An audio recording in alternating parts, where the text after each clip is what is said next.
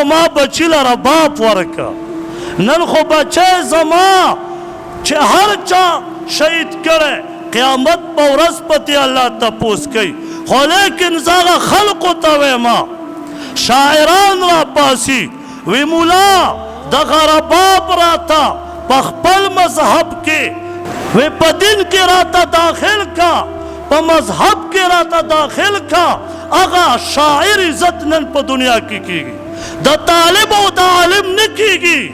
هغه شاعر خلق را غواړي پیسې م ورکوي، الفاظ یې ویلي که توبه یې ونه ویستا یاد وساته لوی ګناه کې مبتلا دی. ولې دا دین د ملا کار دی؟ او دا پیغمبر علیه السلام هغه ټایم کې فرمایلی دي الغناء ينبت النفاق في القلب كما ينبت الماء في الزرع.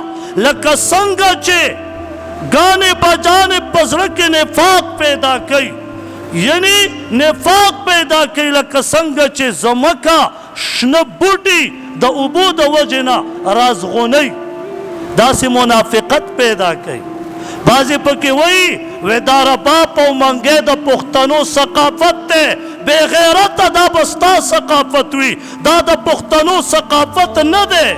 مخکې یو ویلی و پښتانه دماندې ټوله دنیا راوتې وه، وی د پښتنو بېعزتي کېږي.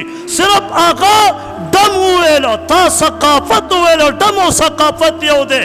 مسلمان په تا باندې چام غیرت ونه کړه، ملګرتیا یې وکړه، صرف تا ولا دغه لفظ لږ غوړه کړه، تیل میل دې ولا ورکړه، دا ډم نه دی ثقافت او سپینه ګیره. او دا د اشعار وی دا د پښتنو ثقافت دی. د پښتنو ثقافت ایمان واوره، د پښتنو ثقافت دا د خالد بن ولید رضی الله تعالی عنہ اولاد دی.